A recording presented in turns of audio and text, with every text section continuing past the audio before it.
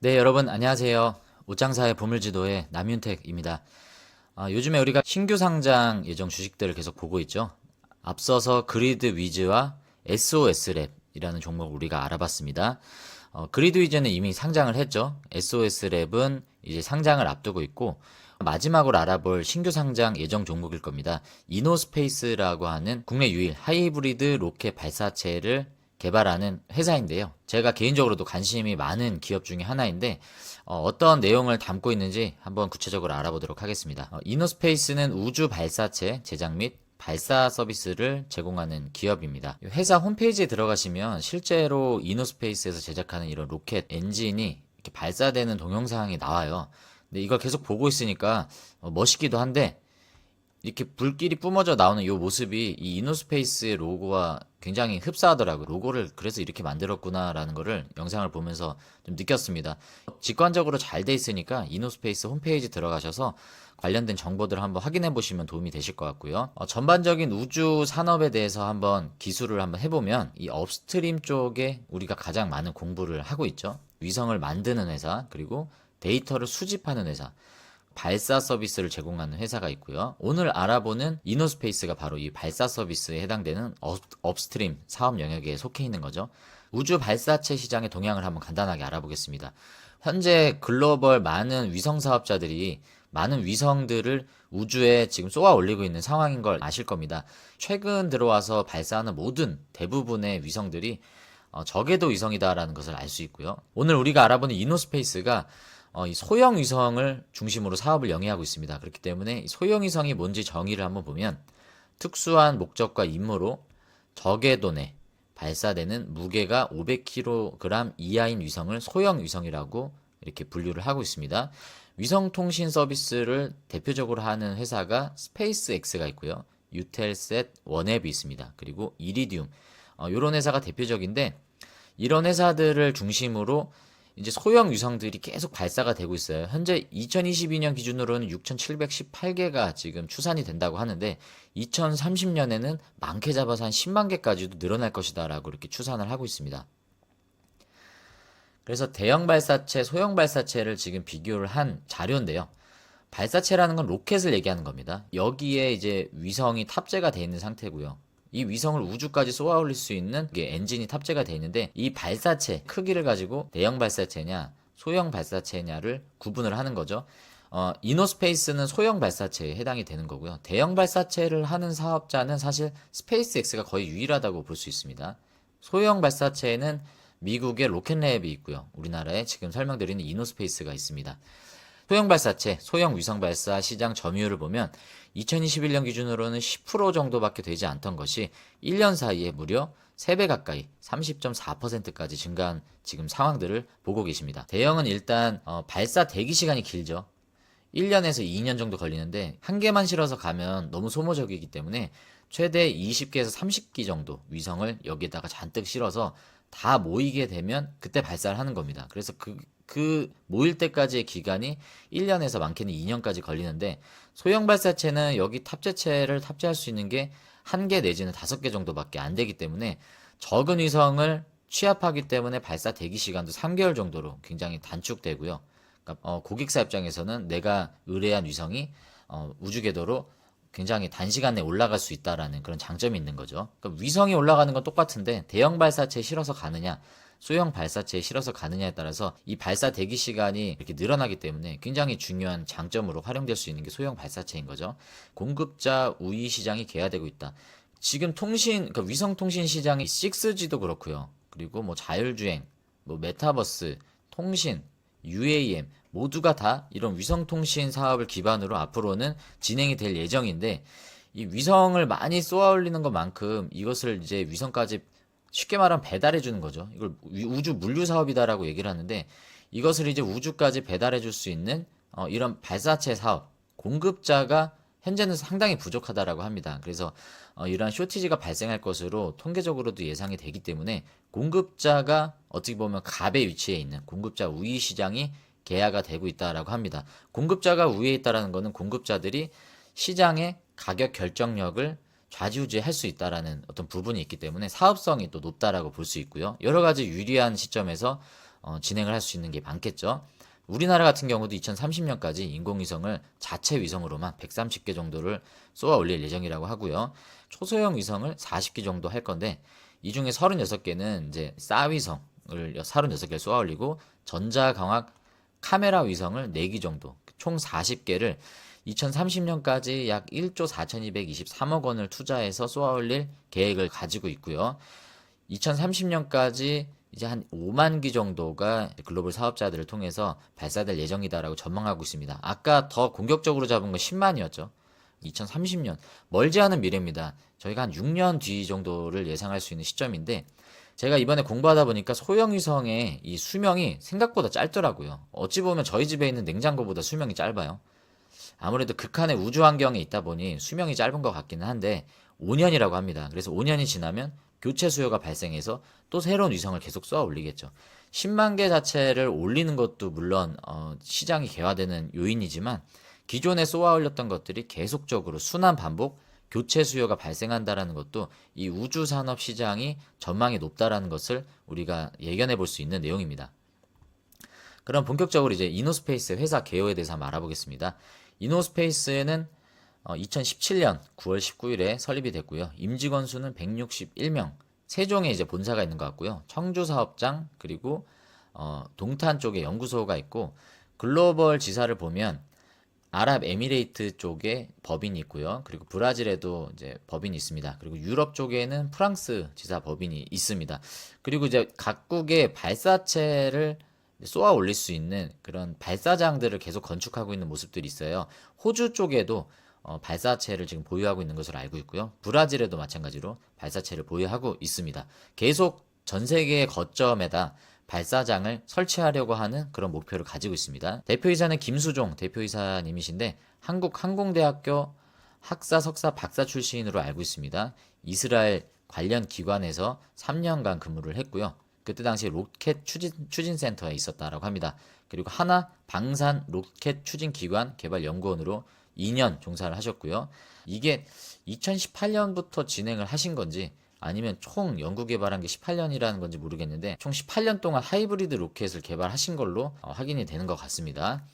항공대에서 박사까지 이분이 이제 수료를 하셨기 때문에 한국항공대에서 계속적으로 진행해 오던 이런 데이터들이 있었겠죠. 그래서 2017년에 이제 이노스페이스를 설립한 이후에 비로소 이제 하이브리드 로켓을 개발을 성공을 하게 되죠.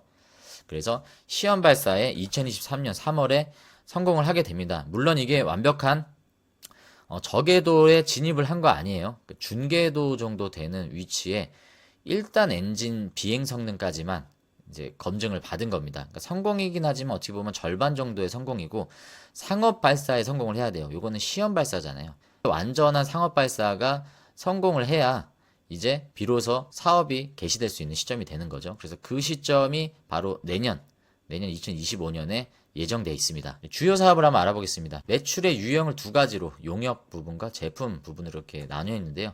지금은 그러니까 위성 발사 서비스에 대한 매출이 아직은 없죠. 왜냐하면 상업화가 안 돼 있기 때문에 당연히 아직은 매출이 없겠죠. 이것마저도 뭐 방산 관련해서 매출이 나온 것 같기는 한데 이제 25년 무렵부터는 본격적인 이 위성 발사 서비스 관련된 매출이 나오기 시작할 수 있기 때문에 이때부터 이제 매출이 어떻게 찍히는지를 우리가 잘 관찰해 봐야 되는 시점입니다. 이노스페이스가 가지고 있는 로켓 종류가 총 3가지입니다. 이쪽으로 갈수록 발사체 크기가 커지는 거예요.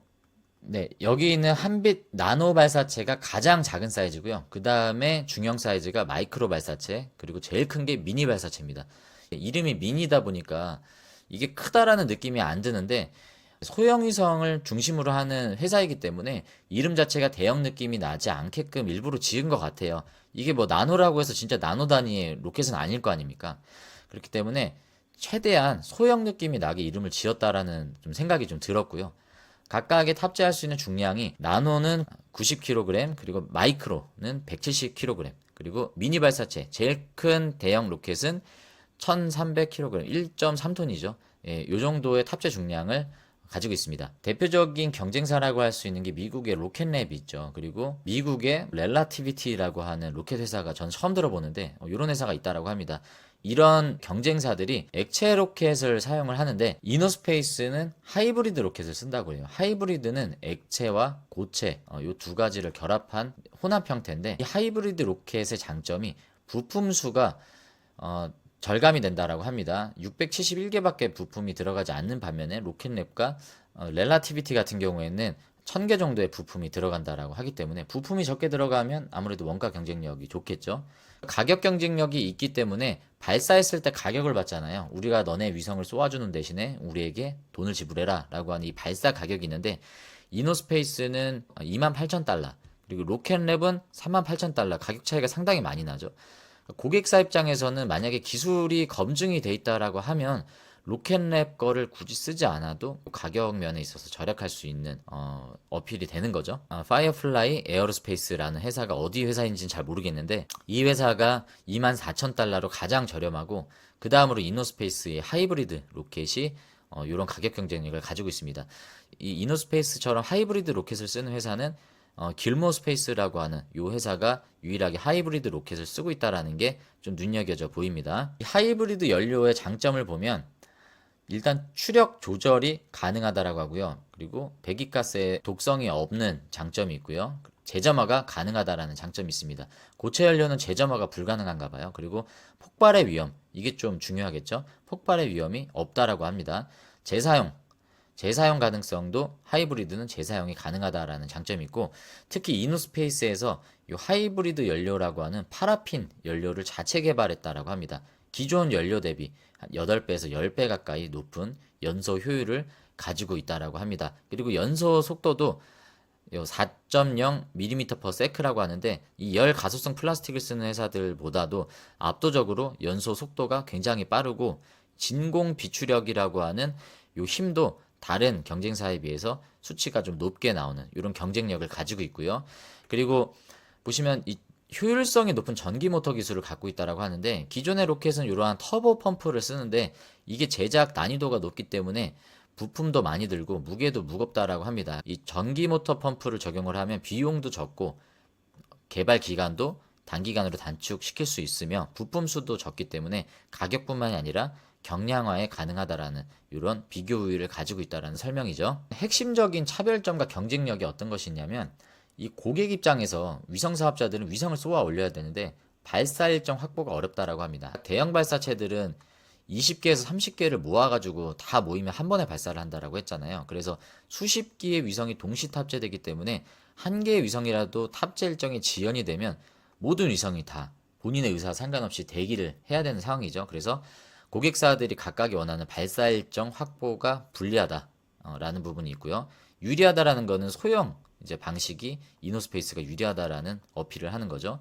그리고 하이브리드 로켓 발사체를 활용해서 단기 제작이 가능하기 때문에 안전뿐만이 아니라 희망 일정을 충족시키는데 유리한 장점이 있습니다.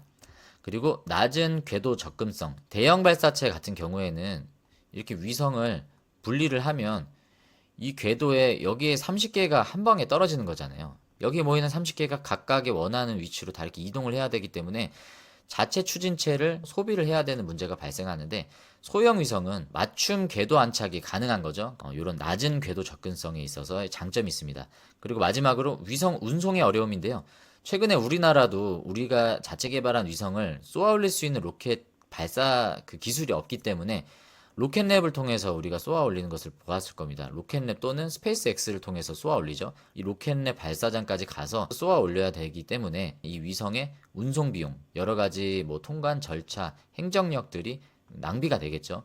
주요 거점에 각 대륙별로 발사장을 확보하고 있다라고 하면 이러한 위성을 이동하는 일들이 최소화될 수 있겠죠. 그래서 현재는 계속 거점별로 대륙별 발사장을 확보를 하는데 이게 고객 유치하는 데 있어서 매우 큰 장점으로 작용할 것으로 회사는 예측하고 있다고 합니다. 성장 로드맵을 한번 보겠습니다. 아까 말씀드린 대로 이제 상업 발사를 앞두고 있어요. 요거는 한빛 나노, 제일 작은 위성 발사체라고 했습니다. 내년 25년 1분기에 상업 발사 이후에 사업화할 예정이고요. 마이크로, 중간 사이즈의 로켓은 2025년 2분기에 최초로 발사를 해서 성공한 이후 이제 사업화를 진행할 예정이고요. 가장 크기가 크다라고 했던 한빛 미니 로켓의 경우에는 2026년 2분기에 시험 발사 이후에 사업화를 할 예정으로 전체 로켓 발사 횟수가 2026년에 10개, 그 다음에 16번, 그리고 그 다음에는 24번 이렇게 로켓을 발사할 예정으로 발사 횟수의 계획을 가지고 있습니다. 그리고 현재는 위성 발사 서비스 계약 협의 단계가 총 41건이 있어요. 전 세계 이렇게 위성 사업자들이 자기들의 위성을 이노스페이스에 실어서 쏘아 올릴 것을 지금 협의 단계에 있다라고 하는데, 이 대표이사가 그때 IPO 당시 얘기했던 내용으로는 내년 1분기에 상업 발사를 앞두고 있잖아요. 요 발사의 성공 여부에 따라서 이 41건의 계약이 굉장히 순조롭게 속도감 있게 진행될 것으로 예정된다라고 하기 때문에 상업적으로 성공을 하면 41개의 계약이 순탄하게 성사가 될 거고요. 그 다음 계약으로 속도감 있게 이어질 거기 때문에 이 시점이 가장 중요할 것으로 보여집니다. 현재까지 수주 잔고는 이 달러 기준으로 대략 환산을 해보면 약 176억 원 정도 되는 수주 잔고를 기록하고 있고요. 그리고 대륙별 발사장을 선제적으로 확보하겠다라는 그런 계획을 가지고 있습니다. 브라질에 발사장이 있고요. 호주에도 발사장이 있습니다. 지금 보시면 아랍에미레이트 같은 경우는 중동 지역을 커버하겠죠. 그래서 중동 고객들은 아랍에미리트 발사장을 중심으로 이제 사업이 진행될 예정이고, 노르웨이 같은 경우는 유럽 중심으로, 대한민국은 아시아, 브라질은 아메리카 대륙, 그리고 호주 같은 경우는 오세아니아 지역 쪽으로 각각의 대륙별로 발사장을 확보했다라는 거는 어느 고객사가 와도 가까운 발사 서비스를 제공해 줄 수 있다라는 장점이 있는 겁니다. 그리고 가격 경쟁력 확보가 핵심인데, 이것을 구현할 수 있는 핵심적인 내용으로 재사용 발사체 기술, 이착륙 시험을 단계적으로 계속 개발을 하고 있는데요. 스페이스 X 같은 경우에는 1회 발사 비용을 약 1000만 달러로 절감을 했다라고 하는데, 원래는 한 4천만 달러 정도 드는 게 4분의 1로 줄었다라는 거는 이것을 상업화 시킬 수 있다라고 하면 굉장히 큰 마진이 올라가겠죠. 그래서 이 부분을 집중을 하고 있는 모습이고요. 구성품 재활용이 한 70% 가능하고 하고요. 발사 단가가 10회 기준으로 한 65%까지 절감된다고 하고, 제작 시간은 무려 80%까지 단축되는 재사용 발사체 기술 도입 시 가능하다라고 합니다. 이노스페이스 핵심 사업이 발사 서비스잖아요. 우리나라에도 AP 위성이나 컨택이나 위성 사업자들이 굉장히 많습니다. 근데 대부분은 위성을 제조하거나 데이터 수집, 지상국 이런 서비스인데, 그것과 비교했을 때 이 발사체 기술은 국가 전략 기술이기 때문에 국가 간의 기술 이전이라든지 M&A가 굉장히 어렵다라고 합니다. 진입 장벽이 상당히 높은 영역이기 때문에 이 발사 서비스 사업자가 위성 제조 쪽이나 데이터 수집 쪽으로 밸류체인을 확장하는 건 용이하지만, 반대로 위성 제조 사업자가 발사 서비스를 추가한다? 이런 건 굉장히 현실적으로 어려운 부분이기 때문에 이런 부분에 있어서 진입 장벽이 높은 이노스페이스가 밸류체인의 확장에 있어서도 유리한 고점을 가지고 있다라는 내용입니다. 그리고 경쟁사인 로켓랩이나 스페이스 X 같은 경우에는 수직 계열화를 성공을 했기 때문에 스페이스 X가 대표적이죠. 발사체 사업도 하고 있고, 스타링크를 통해서 여러 가지 데이터 통신 서비스도 제공을 하고 위성도 직접 만들죠. 스페이스 X가 어떻게 보면 대표적인 롤모델이 될 수 있는 이노스페이스입니다. 주요 뉴스를 몇 개를 좀 확인해 보겠습니다. 마고른 우주시대 K스페이스가 IPO 시장을 주도한다. 이노스페이스뿐만이 아니라 우주 관련 회사들이 상장을 앞두고 있습니다. 하이젠 RNM, 여기 회사는 로켓 연료 분사 펌프형 액추에이터를 개발하고요. HVM은 위성 및 로켓 부품용 첨단 금속, 루미르는 초소형 위성을 만들고, 나라스페이스 테크놀로지는 초소형 위성을 마찬가지로 만들고요. 페리지 에어로스페이스가 소형 로켓을 만든다라고 하기 때문에 이노스페이스와 어찌 보면 경쟁사가 될 수 있는 페리지 에어로스페이스가 국내에 있다라는 거 좀 참고하시면 좋을 것 같습니다. 그리고 이노스페이스가 아까 말씀드린 대로 내년 3월에 첫 상업 발사를 하기 때문에 이날이 굉장히 중요하다라고 했죠. 발사가 실패하면 어떻게 되느냐라는 투자자들의 우려가 많았는데, 대표이사 말로는 이미 지금 시험 발사에 성공을 했죠. 이 1단 엔진 검증이 이미 마쳐졌기 때문에 나머지 상업 발사에서도 성공할 확률이 굉장히 높다라고 얘기를 하고, 물론 실패할 가능성이 아예 없진 않기 때문에 만약에 실패를 하더라도 이 고객사와 계약을 하는 관계에 있어서 실패를 했을 경우에 다시 환불을 해준다라는 그런 계약 내용은 없다라고 합니다. 다만 다시 재발사하는 데까지의 시간이 소요돼서 그런 부분들에 대한 리스크는 좀 있다라는 내용을 언급을 했던 것 같습니다. 카이와 이노스페이스가 재사용 공중우주발사체 핵심 기술 개발 협력에 들어갔다라는 내용의 뉴스가 나왔습니다. 그리고 이노스페이스와 아랍에미레이트 우주청이 맞손을 잡고 발사장 건립 MOU를 체결을 했다. 여기 내용이 보면 향후 중동 지역 발사 서비스 사업 진출과 수요 선점을 위한 교두보가 될 것이다 라고 여기 목적을 밝히고 있죠. 그리고 마지막으로 이제 재무 분석을 좀 보겠습니다. 연결 재무제표만 한번 볼게요. 손익계산서를 보면 매출액은 아직 상업 발사가 이루어지지 않은 시점이라 아직 영업이익은 당연히 적자로 지금 이어지고 있는 상황이고요. 상업 발사가 이제 시작이 돼야 이 매출이 찍히고 분석이 가능한 데이터가 수집이 될 것 같습니다. 재무 건전성 측면에서 그 사업의 실적이 가시화될 때까지 유지할 수 있느냐를 봤을 때는 자본 총계가 한 154억 정도의 여유 자금이 있고 부채는 50억 정도가 있기 때문에 공모자금이 또 추가가 된다라고 하면 충분한 자금 여력은 확보가 돼 있을 것으로 좀 보여지고요. 그리고 25년부터 본격적인 매출 및 이익 성장을 목표로 하고 있습니다. 25년 상업 발사를 예상하고 있는 시점부터는 478억에서 그 다음에 972억으로 계속적으로 큰 폭으로 이렇게 매출이 늘 것으로 좀 보여지고요.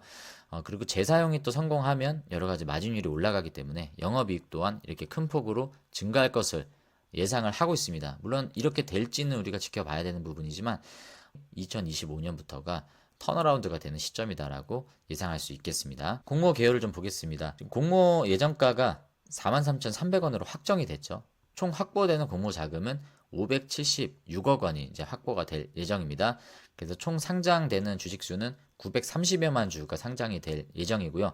상장 예정일은 7월 2일 화요일로 예정이 돼 있습니다. 보호예수 현황을 보면 1개월, 3개월 단기간의 보호예수가 잡혀 있는 게 좀 눈에 띄는데요. 지금 보시면 1개월이 25.96%, 3개월짜리는 12.87%죠. 그래서 3개월 이내 보호예수가 해제되는 매물이 38.83%로 굉장히 좀 큰 비중이죠.